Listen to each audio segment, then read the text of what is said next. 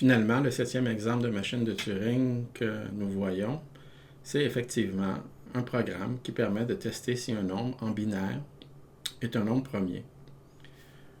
Prenons par exemple le nombre 5, 1, 0, 1, qui est écrit en binaire. Et donc 5 ici, je l'insère sur le ruban, je pars avec mon état initial, et là, qu'est-ce qu'on va faire? Bon, c'est pas évident. Tester si un nombre en binaire est un nombre premier, parce qu'il faut faire la division ou la multiplication ou des opérations qui sont assez complexes pour vérifier si le nombre est effectivement premier. Mais en réalité, ici, nous, dans le chapitre 4, pour le moment, on s'intéresse particulièrement à la calculabilité. Qu'est-ce qu'on peut calculer avec une machine de Turing? Et donc, je vais vous donner un programme qui n'est pas efficace pour tester primalité, mais qui fonctionne. Et je vais utiliser un truc. Ce que je vais faire, c'est que je vais commencer par prendre le nombre en binaire, puis je vais l'écrire en unaire, puis ensuite de ça, je vais réutiliser la procédure que j'ai faite pour tester en binaire. Donc, regardez comment ça fonctionne. On va prendre le nombre 5 en binaire et écrire 5 bâtonnets, 5, 1 à droite.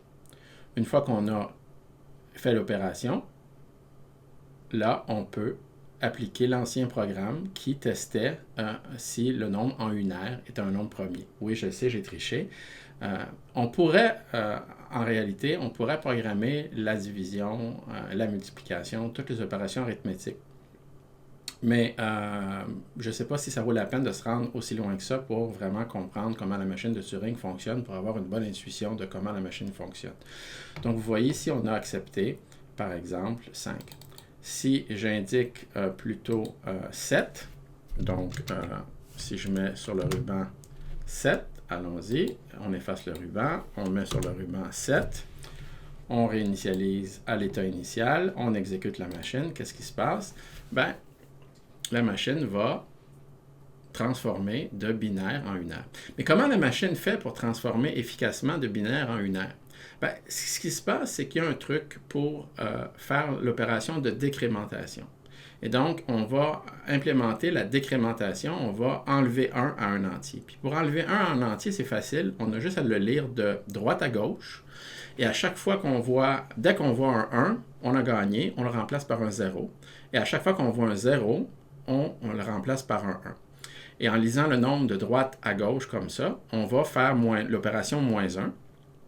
Et l'opération ne va pas fonctionner si on a la valeur 0. On va tomber sur un problème. Mais c'est ce qu'on veut, tomber sur un problème. Quand on est rendu à la valeur 0, on veut arrêter de décrémenter. Et on a fini, on a réussi à transférer le nombre en base 1. Donc là, c'est assez long. Premièrement, on prend le nombre 7, on met 7 bâtonnets, puis ensuite de ça, on exécute le programme sur 7. Et vous vous rappelez que le programme n'est pas extrêmement rapide. En fait, le temps de calcul de cette machine-là est une machine qui fonctionne en temps exponentiel. Ça fait pas si longtemps qu'on connaît en fait des algorithmes efficaces pour tester primalité. Ça peut peut-être vous surprendre. On avait des algorithmes probabilistes avant, depuis longtemps, des algorithmes qui fonctionnent en temps raisonnable, mais qui vont donner la bonne réponse seulement avec une probabilité. En réalité, cette probabilité-là pourrait être infiniment proche d'avoir une probabilité d'erreur de 0. Donc, à toute fin pratique, on avait résolu le problème de tester si un nombre est premier ou composé de façon efficace. Mais c'était quand même un algorithme probabiliste. Il y avait quand même, d'une certaine façon, une infinitésimale probabilité d'erreur. Et il y a quelques années, on a démontré qu'on pouvait tester en temps polynomial, en temps raisonnable, primalité sans avoir d'hypothèse sur les probabilités, sans y aller de façon probabiliste. Par contre, le problème qui consiste à factoriser, c'est-à-dire de savoir trouver les facteurs, ça, on n'a pas d'algorithme efficace jusqu'à maintenant.